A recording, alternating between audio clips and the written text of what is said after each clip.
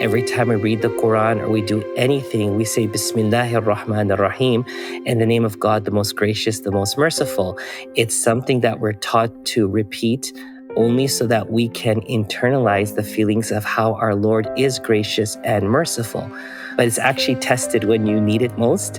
And in times of darkness, in times of unease, is where you start to realize how His mercy is actually playing out. On In Good Faith, we believe that all faith traditions have something to teach us about how God is working in the world and in our lives.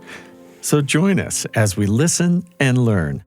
Today on In Good Faith, we get to hear from someone who has stepped through some remarkable doors that were opened for him, even though there were difficulties along the way. And I just really admire him for how he has followed what he felt like was God's path for him. In studio with me today are Heather Bigley, our senior producer. Hello. And James Sturdivant, our producer. Hello, hello. As you heard in the opening quote, Imam Azhar Subedar has really adopted a life mission of explaining his own faith and spreading understanding. Yeah, he is the Imam at the Islamic Association of Collin County in Plano, Texas. But over his career, since 9/11, he has worked with the White House. He's worked with the state government of Florida in representing to all kinds of people what Islam is, and also working with others to better understand and solve community problems. Along the way, you're going to hear a beautiful and I think very vivid description of his first pilgrimage to Mecca as part of the Hajj. Yeah, we're going to jump into this interview with the Imam discussing how his upbringing wasn't as religious as perhaps it could have been. I come from a very diverse background. My parents are from two different continents. My mom from Africa, my dad from India.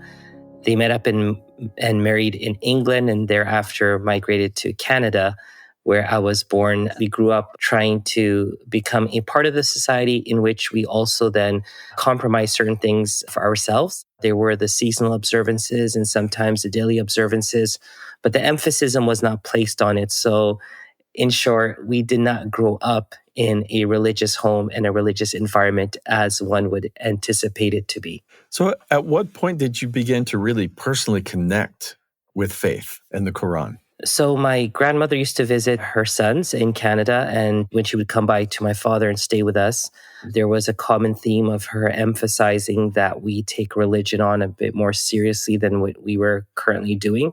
And she also stressed to my father that my brother or I should take up the religion as a full commitment by memorizing the Quran and living out a religious lifestyle and propagating that to others in the faith. And it was something that, my father didn't take seriously. And once we heard about it, we didn't take seriously either. However, my father's childhood friend who lived on the other side of the city, his son went off to England to memorize the Quran. And my brother, being closely the same age as him, felt the need to go off. And then the domino effect, I also went. And so it just started from there. And once you've memorized that and can recite that, is it Hafiz? Is that the word for someone who's done that?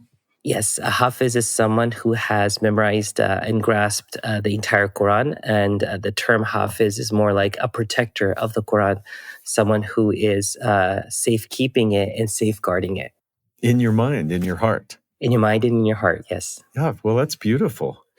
Well, the word Islam, I've understood, means submission. And we live in a culture here in the U.S. where it's very individualistic. We don't love to be told what to do. Talk to me about how you think about learning submission to God and why that's good and what the benefits are. I think it's a very misconstrued understanding of submission in our society today because we live in a country where freedom is amplified, where you have freedom to say what you want to say and preach, and you have the freedom to be who you want to be. However, what we fail to realize is under the premise of freedom, we all are still submitting to something, if not surrendering to something. So Islam is submission and not surrendering. The difference is in surrendering, you have no choice. Your options are limited, if not none. And you just accept the status quo. It's like a boxer being boxed into the corner of the ring. They have no choice either to just call it quits or, keep on taking the beats. Many surrender or submit to their carnal desires or to following a certain path or way. If you're committed to a certain player or team, you submit your life, your time, your finances to that team.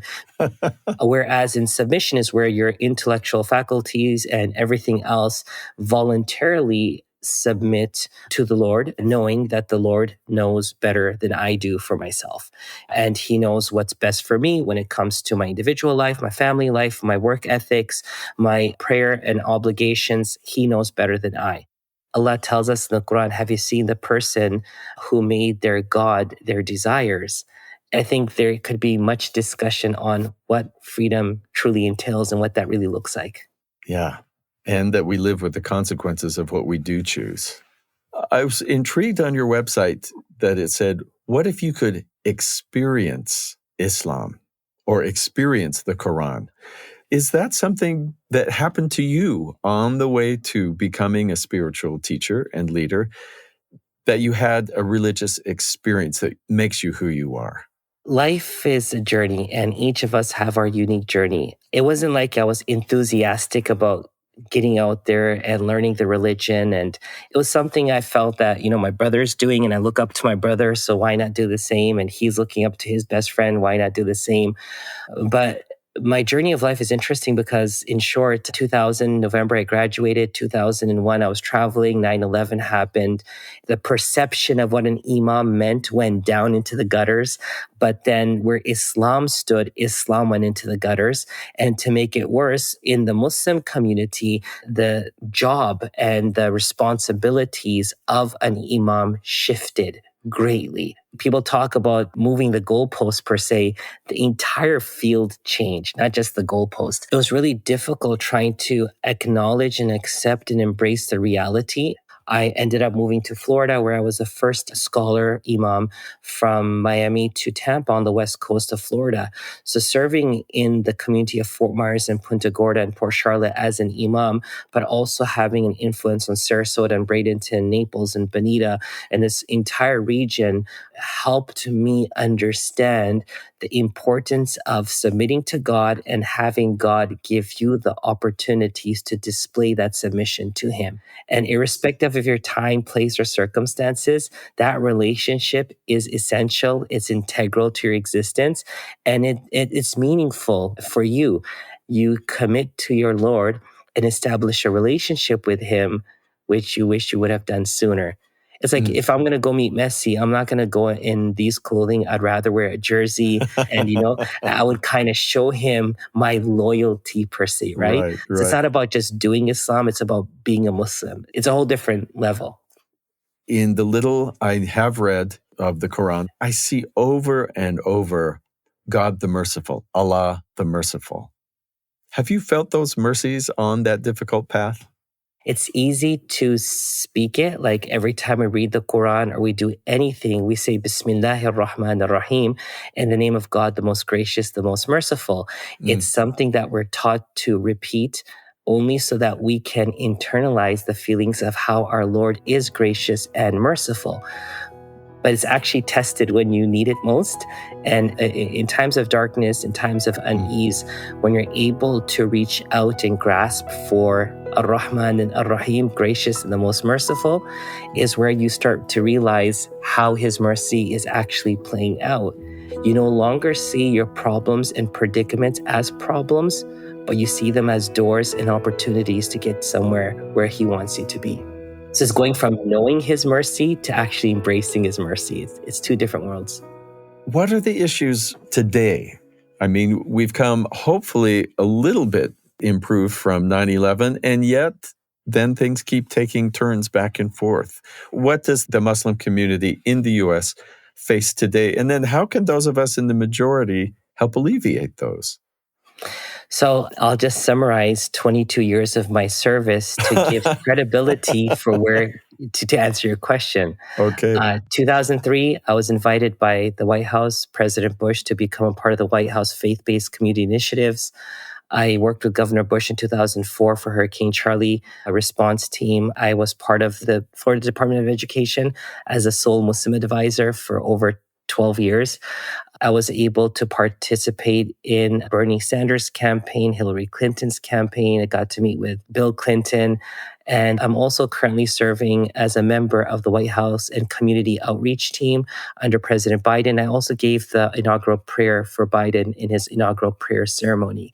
This was the path that was laid out for me when it came to civic engagement. When it came to interfaith, it went from visiting local churches and synagogues to lecturing to giving Shabbat services to speaking at the Flag, which is the headquarters of Scientology in Clearwater. This was also a separate path that I felt that was paved for me from God to represent Islam. In the midst of terror, in the midst of wars, in the midst of Islamophobia and Islamic extremism, I had an opportunity as a scholar, as someone born in the West, to not just meet with people from various faiths and government levels, but to also exemplify and represent my faith for what it was. And I felt that was very important because in the absence of me representing my faith is still hijacked and held hostage by people who feel they know what my faith is all about. Besides, Islamophobia is a $1.5 billion industry in America today. So in 2015, after serving as an imam for 8 years at that mosque, I left. I started traveling the country, giving lectures on Sharia law, what it's about. I had already met with a Jewish fellow named Bob Gary when I was presenting on Islam at a church in Longboat Key. He came from his synagogue next door and he posed a very strong question, which many people in the audience were offended by, but I was not. And that led to us getting to know each other. For this man, as a Jew, had learned about Islam from 1995, traveled the world, going to Muslim countries, meeting with Muslim imams and everyone else to figure out what Islam was. And now he and I are now standing on podiums in front of 700 people talking about what the Quran is about. Today, we have finished writing a book, which is about to be published. It's called I Am the Other, where we discuss Sharia law. And we discuss the importance of understanding Islam for what it is. He's not in favor of Islam. He brings the opposite perspective on what Islam is seen as, especially here in the West. Now, that is what we're working on and what I'm working on only because in light of what we're seeing in France, the hatred against Islam, that hijab was banned for French athletes. Where in England right now, riots are happening, businesses are being burned, mosques are being threatened. This hatred is targeting Muslims across the West. And I feel it's now my calling and my path to ensure that I'm able to bring forth an understanding of what Islam is. Muslims need to today understand their faith for what it is and not allow others to explain it for what it's not. And they need to become those representatives of the Quran, like living the Quran. So we have great challenges before us, and they're only amplifying with time as religion and race is being used as a means of either putting one side up and putting another side down. So it sounds like it would be helpful, for instance, for me, for someone in the Christian majority, that before I believe what I hear other people saying, I shouldn't make those judgments without knowing some Muslims and interacting and going to the mosque or the masjid and having someone over to my home. It seems like if I get to know someone, that's the biggest antidote to the violence or hatred. 100%. And we're living in a very antisocial environment today where loneliness is plaguing the world, where people feel disconnected and secluded. It's easy then to brainwash someone. And so getting to know someone for who they are and not what someone told you that they are is essential for all of us. If we want to be in peace, like the question may be posed, what's in it for me? It would be the peace knowing that you're not the person I thought you were. And then when you find the humanity factor that we're the same, we're working towards the human aspect of bringing people together and getting to know the other, and also to get to know about the other's faith and belief for what it is. So it's a huge undertaking, but you're right. we need to get out there, just talk. Well, and it eliminates fear. It does. We don't make good judgments when we're operating out of ignorance and fear. But just for the sake of clarification, we try to understand religion from the actions of people, right? Like Yeah. in a world of 2 billion Muslims, 25% of the global population today, when a person says, do you know a Muslim? I know there's a Abu Bakr Baghdadi, there's a Ismail Haniya, there's a Osama bin Laden. But you don't know them, you know about them, and you know about them from the angle of whoever told you to know them, and that's fine. But Islam isn't a person. Islam is a religion. And when we're able to separate the two, then it's easy to say these are criminals rather than Islamic faith and Muslims around the world are out to do X, Y, and Z. I'm Stephen Kapp Perry. You're listening to In Good Faith. More in just a moment. I'm Stephen Kapp Perry, host of In Good Faith. We have another podcast in our BYU radio family of podcasts. It's called The Appleseed. It's a way to take a journey anytime you would like with stories, nationally known storytellers telling everything from folk tales and fairy tales, personal stories, and family tales. It's a great way to get everybody laughing or thinking about some particular topic. And it almost always leads to conversations in the family. If you hit pause after a story and say, what did you think about that? And boy, what does that remind you of? That is a fun time to get to share each other's stories. And that's what The Appleseed does. Check out the podcast wherever you get your podcasts. Welcome back to In Good Faith. I'm speaking with Imam Azhar Subedar about how he brings understanding to his community about Islam. What are you hoping to see in the next generation and the one after that as fruit of the work that you're doing now? As Muslims, we're taught that our job as humans are custodians of this earth. We're supposed to be the caretakers, and we're supposed to hand it over better to the next generation so they can do a better job than we did. It's our duty and responsibility to start planting seeds of change. And then the generation that comes after us, our children, and then their children, will be able to see a distinction between two different mindsets and ethics and ways. And that's when they'll be able to follow the inclination of their heart, where they can choose love over hatred, where they can choose right over wrong, where they can choose inclusivity over, division. All these things can be possible when a person knows what the alternative is.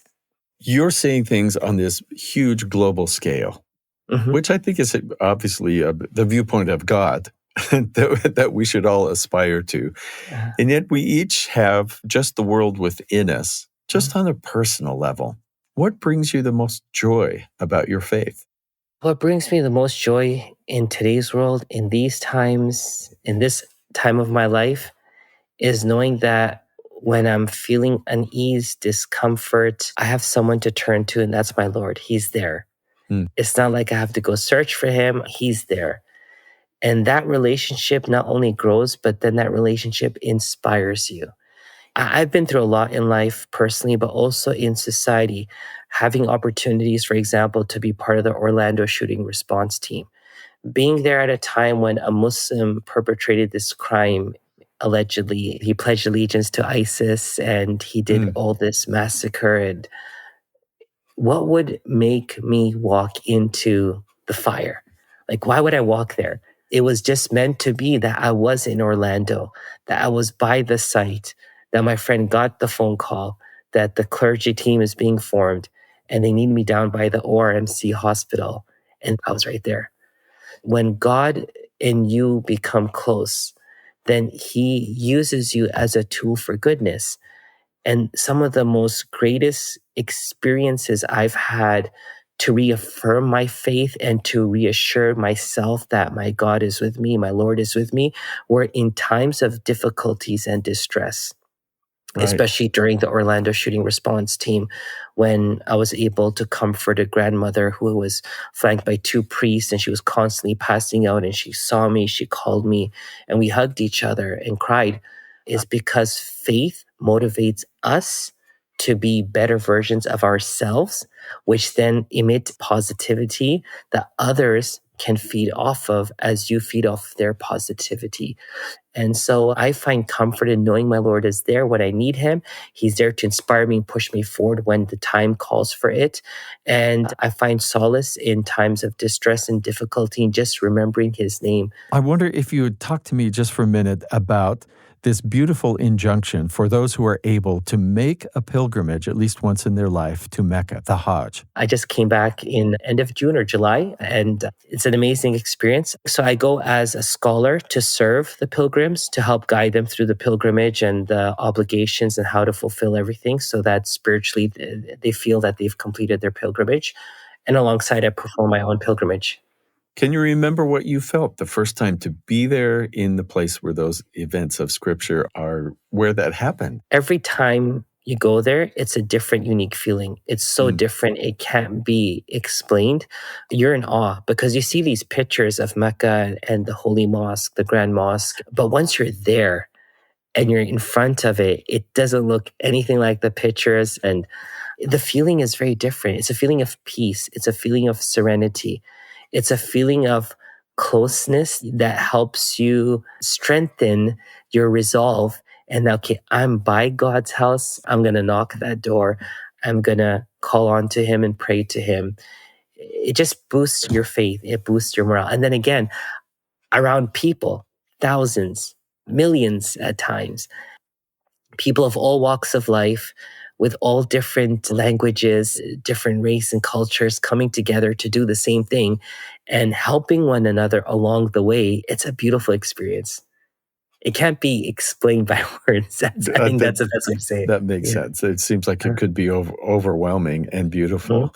With the chance to serve on White House committees, looking towards interfaith engagement or whatever might need to be done. Are you hopeful about those? I sometimes could see like it's a bunch of people meeting, but will anything come out of it? Have you been able to see positive forward movement because of those types of committees and interfaith thought and conversation? In Islam, we're taught that the job of the messenger and the Prophet Muhammad, peace be upon him, and rather all the prophets, peace be upon them, was to present the message and to convey it both verbally and by example. So on the premise of that, I feel interfaith and civic engagement both are greatly meaningful if you're able to answer the questions, to resolve the misunderstandings, and you're able to present what your faith is. Like they would see something on the news today and they'll be like, hey, but yeah, that guy might be a Muslim, but Muslims are not like that. What I've learned from civic engagement is that your presence matters and being in contact is always a good thing, especially for the Muslims, because we're constantly bombarded with negativity. When it comes to interfaith, my first exposure to like the Global Interfaith Forum was the Parliament of the World's Religions in Toronto in 2018. What I felt from the Parliament, both in 2018 and the one in Chicago last year, was people come together for various reasons. Some may just come together and say, hey, let's just celebrate your faith as you celebrate my faith. Some will come together and say, I'm going to preach to you and you better listen to me because inside I feel you're wrong and I'm right. Some will come to enlighten others while learning from others. So for me, in 2023, the parliament was about teaching the people what is Sharia compared to what the world has heard. And that's kind of become my mission because we want people to know about Islam for what it is and not what people are making it to be. And that was well received. I want us to have real talk, be part of real conversations, to answer real questions that people may have. And we can agree to disagree, but I could walk away saying to myself, I had the ability to answer this person's question. What responsibility do we as faith leaders have in this world? We play a role also. I think it's about time we stand up and fulfill our part. And that is to learn from each other, to educate each other, to bring our congregations together so that they see the humanity of the other. And thereby we mold our society into a better society. Because if we don't do that, and we constantly preach to our choir, we are contributing towards the fall of this world. That's my belief. That was Imam Azhar Subedar talking about what he feels his life mission is to bring understanding about the religious community of Islam. When I was younger, I had an experience that really shaped my beliefs about the importance of understanding other people. When I was in high school, I was asked to be on an honor council. I remember when I was first asked to do it that I thought I was going to be super harsh, like, why are you breaking the rules? That's not good. You're not supposed to do that kind of thing, because that was just not the kind of person that I was. But I remember my first ever meeting, the person who was brought to us had done something I thought was very insignificant. He poured some soda into another student's soup during lunch. It was the beginning of the year. He was trying to make some friends, I guess. He was not from the United States. He was from China. He didn't speak much English. And the other student did not react well and went to the teachers about it. And the student was brought to us, and we were supposed to kind of, explain to him why that was wrong and give some sort of punishment. And I just remember thinking, like, if I did that to one of my friends, I would have gotten away with it. Why does he have to come to us? Why does he have to go through this whole process and be embarrassed and be confused and be frustrated about it? Even though I thought I was going to be one of the harshest people there, I was maybe the only person that really defended him. And I think that that's how it is when we're confronted with these situations where we have to really try to understand people, where we have to be put in a position of empathy, that's what ends up happening. When we try to understand people, we want to defend them. And I think that goes for all sorts of faith traditions and religions as well. We might think they're different or think that they have different values than us, but when we really examine them, we see the value and why it's worth defending. This patience that he has with people who don't understand his faith and are coming up against it either with false stories in the news, perhaps someone who's done a criminal act and they'll mention their faith, which I would say most times if I hear about a criminal act, I don't go searching like, gosh, I wonder if they're Christian. I wonder if they're Jewish, It just seems like a lot gets put onto a particular faith that has nothing to do with the actual faith itself and more with the actions of an individual. I felt a real resonance with what the Imam was speaking to us about, because when the Church of Jesus Christ of Latter-day Saints comes under scrutiny in the public square, I'm often told what I believe and what my religion does and what I stand for, without anyone really asking me those questions and wondering what my response would actually consist of. And so to hear him say, you have to get out, you have to represent your religion positively, you have to be essentially in control of the narrative. Yeah, I completely agree with that. And it can be hard to do, but if we want people to understand what our tradition is, we got to get out there and we got to tell them. I felt so much commonality as he talked about some difficult times, and that he learned to see that what seemed like challenges might have been opportunities God gave him that led him to these remarkable places, being on White House Council, working with governments, and being given what he needed, whether he knew it or not, for his people to explain their actual beliefs. So that whole loving the stranger, we can do that by getting to know the stranger, and then they're not the stranger. Yeah. The other thing is his call to love people even who might be judging him and have the patience to educate. Many thanks to Imam Azhar Subedar for speaking with us today. This episode was produced by Heather Bigley. Our production team includes Aaliyah Ebert, Leah King, Katarina Martinich, Josh Orton, and James Sturdivant. Our post-production sound designers are Mark Hansen and Lauren Sandberg. In Good Faith is committed to the idea that we all benefit from hearing people of widely varying backgrounds share their personal experience with faith and belief. In fact, we think people with such experiences are some of our best listening. If you want to promote interfaith understanding in the world, be sure and leave a comment or review where you get your podcasts on YouTube, Spotify, or Apple. That helps spread the word. Find us on Twitter, In Good Faith Pod, Instagram and Facebook, In Good Faith Podcast, and our YouTube page is youtube.com/@in-good-faith. In Good Faith is a production of BYU Radio. I'm Stephen Cap Perry. I hope you join us again soon, right here in Good Faith.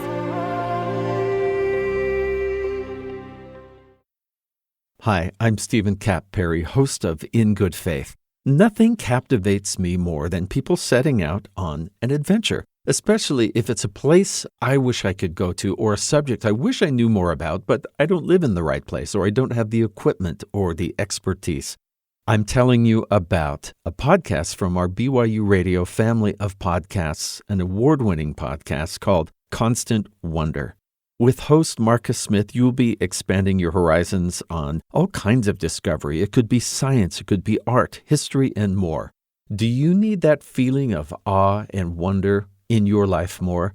I do, and I love it when I see how to experience that by hearing the stories of people who are doing and exploring all of those things that are so interesting to me. Check out the podcast Constant Wonder